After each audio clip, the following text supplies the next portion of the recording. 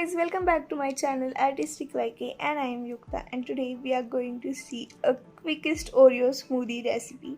It needs only 3 ingredients and it's really easy and tasty. So do try it and don't forget to subscribe. Let's get on to the recipe.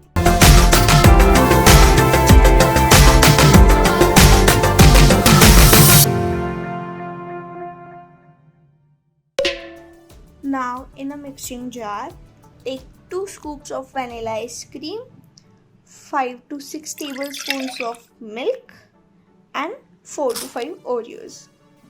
And that's it. Grind it and mix it all together. Now take a glass and spread some chocolate sauce onto the corners to give it a fancy look.